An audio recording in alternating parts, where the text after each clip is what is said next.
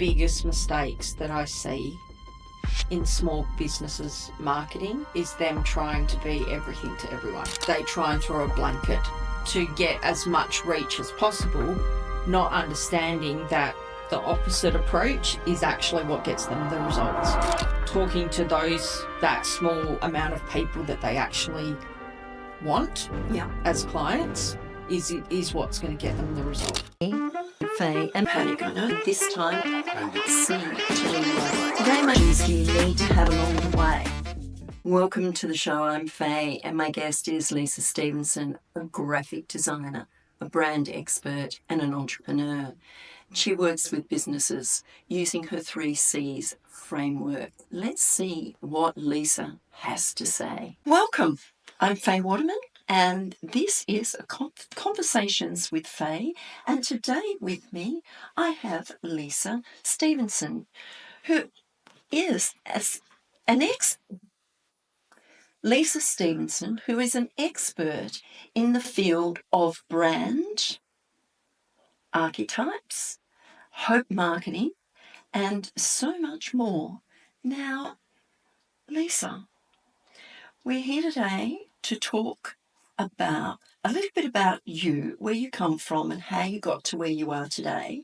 And then we're going to talk about this thing that you call hope marketing and what it's all about. So just talk a little bit about who you are first. Thank you for having me, Faye. Pleasure. I am a designer and entrepreneur is probably how I would best describe myself. I'm a creative at heart, and I have been a graphic designer for, I think, 28 years now, and self-employed for 20 of them. Okay. What got you into design? I was actually going to be a lawyer. Oh, say that again. Yeah, I was actually going to be a lawyer. And when I was in high school, I did art as the easy subject, as a bit of relief while I was doing quite a heavy, at that time, TEE load.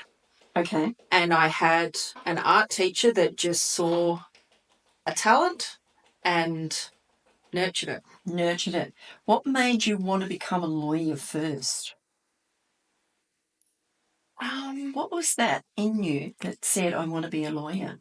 I think in my mind, a lawyer meant you were successful. Oh, really? Yeah. I don't know why, looking back on it, but that's at the time, I think, what I thought. You know, it was a good career. Okay. Yeah. But your one of your teachers inspired you in the design area because they saw talent in you. Mm. Did you see that talent in yourself? I used to love being creative, whether it be, you know, kind of drawing, working with my hands is probably a better way. I used to love like metalwork and woodwork and photography. So anything where I guess could use my eye. Right. I really enjoyed. So yeah, my teachers just, I guess, recognised an ability and encouraged it. Okay. So from there you went into graphic design after you left school? Yeah, I studied design and photography at university. Okay. What about the photography? What's the photography side?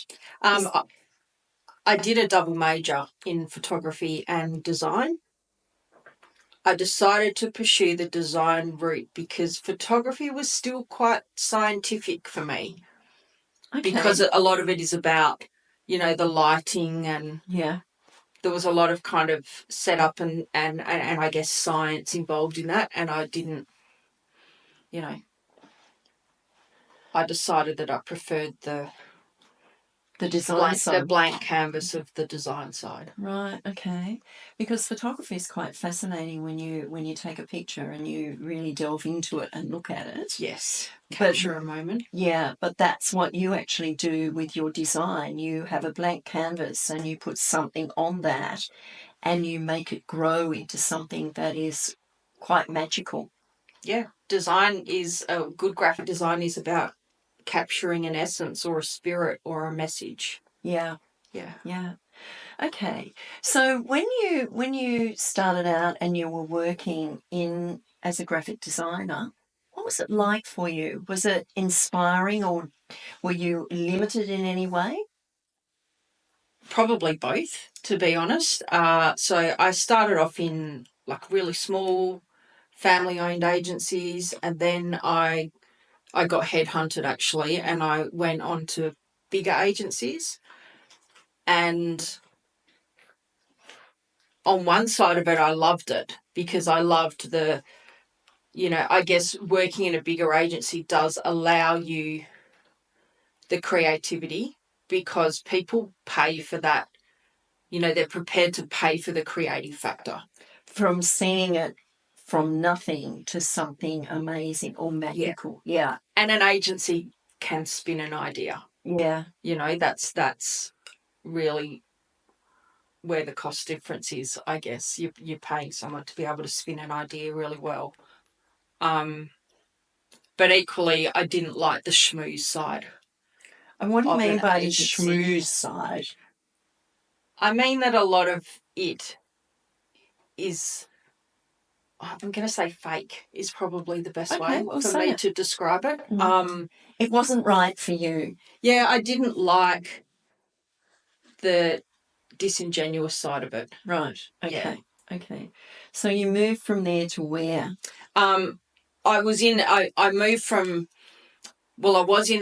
kind of mid-level agency, and then I went into a high-level agency, and I really hated that because you were a number in there. It wasn't a lot of fun. And then I went back to the same mid-level agency, and then I went out on my own. What was it like going out on your own? Because then you could allow that real creativity to come in. Well, that was my theory when I went out on my own. Did it happen? To a point. Yeah. But then going into business for yourself is a totally different thing altogether, isn't it? It is. It brings a whole lot of other things that you don't really consider. And I was, how old was I? Late 20s. So it's a real eye-opener, isn't it? Because, we go and work for somebody and we get a paycheck and we go home. We don't really have to worry about it depending on the career path you choose. But when you take yourself out of the comfort of something like that into your own business, if you're not experienced in it, there are so many factors that you need to consider that nobody considers when they go into business because they think, I'll have the freedom, I'll have this, I'll have that. Mm-hmm. But that ain't what happens. No, there's so many more factors. The administration, the sales, the quoting, the invoicing, the collecting the debtors. There's so many different pressures that come at you as a small business owner or an entrepreneur that, I don't think many people factor in. So you do both, really. You're a graphic designer, but you also own a printing company. I do. And how do they marry together? They marry together very well, and also butt heads is probably a good way to describe it. Okay, why? So on the printing side of it, we do a lot of jobs that are just printing, that people supply us material to print or artwork to print. And then on the design side of it, obviously, that's the ideal situation. We get to do the creative. We get to design it for the outcome and the production process in mind, and then obviously produce the finished product. So that's prize number one, if you like. But the just printing side of it is where that's where I've developed the Hope marketing term and where my career has kind of changed. I can't even say that word. Trajectory. Changed paths. Where my career has changed paths to be able to create a community and help small business owners actually market their business in the right way. In the right way. Yeah. So your hope marketing, what does that actually stand for? Hope marketing is something that I see every day. Okay. Over and over and over again. And I guess I've kind of coined the term because so many small business owners market because they think they need to, and everyone needs to market. But do they do it in the right way or the wrong way? No, right. They do it generally without a plan, without a strategy, and a lot of the time they're doing it just because they think they need to do something. So they do it and it may not be the right way of doing it. And that's why you call it hope, because they're putting it out there and having hope that something's going to come back to them. But it doesn't really, does it? No, it's ad hoc. And hope marketing is throwing something at a wall and hoping that it sticks.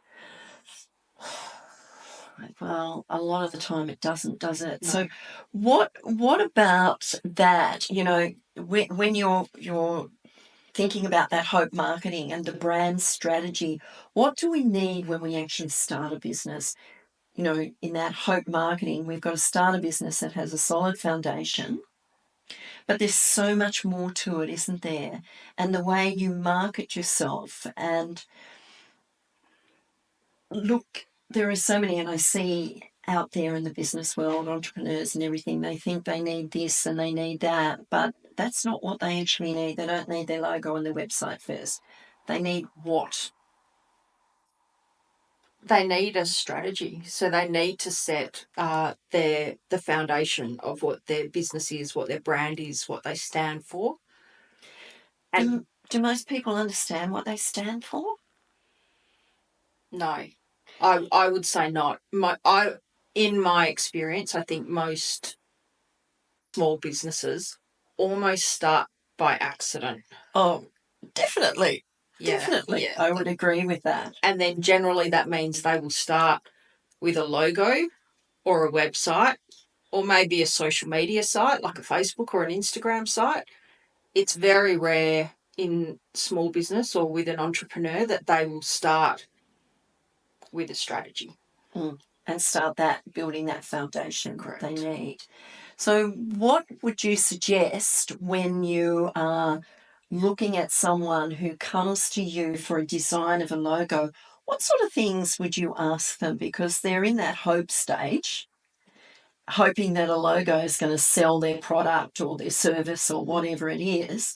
So when you ask them the questions, and I'm sure you have a series of questions, and you look and you think, okay, here's my opportunity to educate. I always start speaking to them about why they started their business. Yes. And what it means to them, what they love about it, and then what they love about what they do for people and what it gives those people, whether it be a product or a service. Right. That's kind of where I start. Okay. And you'd hear all sorts of stories. Yeah. Many. Many. And some would make you cringe. Yes. So is there an opportunity for you when someone comes in and you ask them the series of questions about, you know, why they started their business and why they're passionate about it and all that sort of stuff? Do you ask them why they want their logo, and do you explain to them or share your thoughts with them about what's more important? Absolutely. So I'll always, like, I guess during a logo design process and going through that questioning process, then I'll try and take them a few steps back. Because some business owners are quite clear on who they are, what they do, why they do it, then it's just a matter of making sure that foundation is correct. And I guess that gives us If they're very clear, it makes that process a lot easier.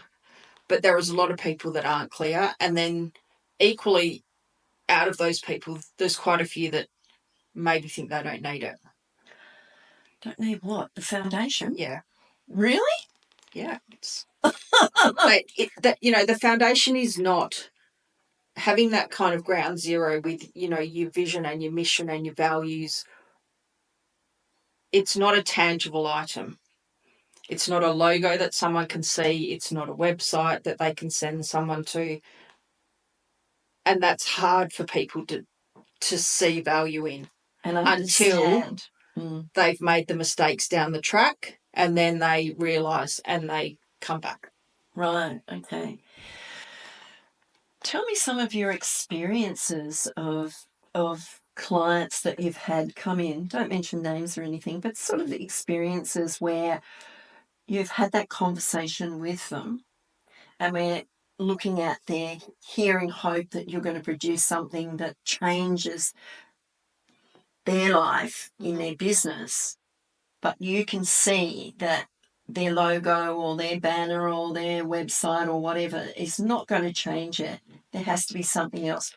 What is it that you pluck up the courage to have that conversation with them? Absolutely. That's why people pay me. Yeah. Yeah. That is, that's part of the process that people pay for is, maybe having a direct conversation, playing devil's advocate a bit, enabling the business to realise that it's not necessarily about the business, but it's about the people they're trying to reach. And we talk about this, brand archetype. Mm-hmm. What does that actually mean? So a brand archetype is really a characteristic. It's about giving your brand a heart and a personality so that your end user or your target market resonates and connects with you. Okay. So how do you do that? Because you've got to give it a heart, mm-hmm. and that emotion that people connect with so that they want to engage. How do you do that? What's the first step to moving toward that? The first step is really determining what you stand for as a brand or a company, and then looking at all the aspects of your brand. So it could be your logo, it could be the tone of voice or the language that you use. It would definitely be your imagery, probably more than anything else. Where you market, how you market, what colours you use. You say imagery, but that throws me into a little bit of what do you mean by imagery? Because I look at images that you portray Mm-hmm. in your business, or how you create, because words can create images. Mm-hmm. What you say can create images. Mm-hmm. So what do you mean by that? Explain that a little bit more. It can be both. So there's 12 brand archetypes. Okay. And to give you an example, probably one of the easiest for people to relate to is the rebel archetype and the brand of Harley Davidson. Oh, yes. Well, when you think of a Harley Davidson, you think of this really nice machine, don't you? Yeah. Yeah. But everything about the Harley Davidson kind of bucks the status quo, which is what the rebel archetype is about. Mm. So, they're all in leathers black. and leathers. They've got a very specific way of dressing. You see someone walking down the street in leathers, they're a rebel. You pin that, I'm going to say, judgment or opinion on them. Let's say opinion. And you relate to them. You relate them to a way of life. You relate them to certain values. The way they dress, the way they talk, the way they live. And the Harley Davidson, it really does portray that, doesn't it? Absolutely. Yeah. And we don't have to think about it twice, do we? Correct. So when we're creating that imagery for our own business, there's a lot to consider there. And the 12 archetypes, do all 12 get used within the business? No, a brand is generally one. One? So they choose one primary archetype. Sometimes they may have a secondary that isn't as prominent? As prominent, that's a good way to describe it. Okay, so can you give a couple more examples of what brand archetypes are? Because there are 12 of them. Yes. Another archetype is the creator, and perhaps the world's most famous creator brand would be Apple. Oh, yes, of course. So, Apple is all about being different. It's about beautiful design, but it's also about functionality. Yes. It's about being very creative and inclusive. And you can see that through every level of their marketing. So anytime they market a new product, it's always beautifully done. It's always creative. Their experience when you go through an Apple store, you go into an Apple store, beautiful environment, very eclectic, very eclectic bunch of staff, all ages, all experiences, all races, all colours, anything, But you walk in there and there are so many people ready to serve you. Correct. And you get served almost immediately as you walk in that door. Mm-hmm. And that's one of their strengths. It is. Is to make you feel important. You're not just standing there waiting to be served. You could be wanting, a repair, or you'd be wanting to look at a new computer or whatever it is. But they will make you feel that you deserve to be there. 100%. So when you create a business and you want to create that feeling of people wanting to be there, what's the first thing you need to think about?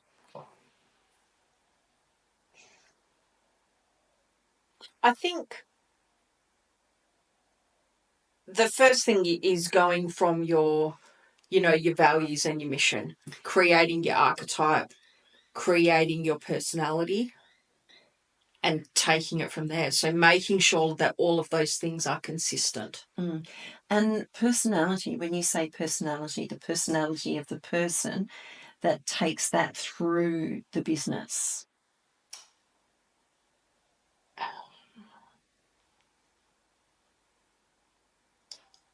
Yes, to a point. To a point, yeah. So you could have...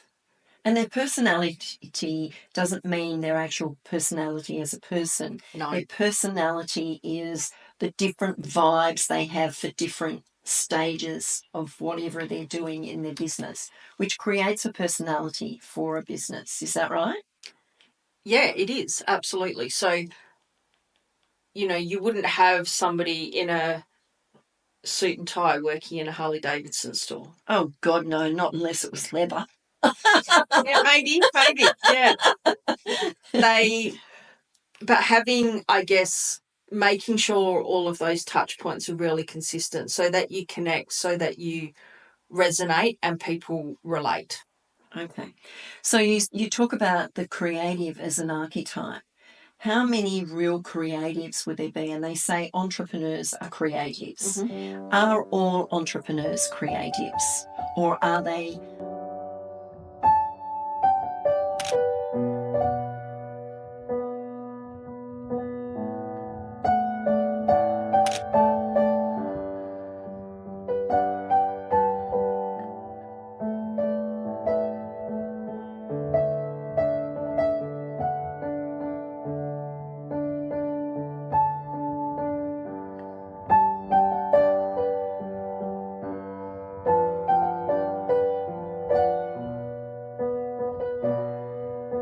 Hit the subscribe button on our YouTube channel, like us on Facebook, and follow us on Instagram. Stay inspired, stay connected, and join our amazing community today.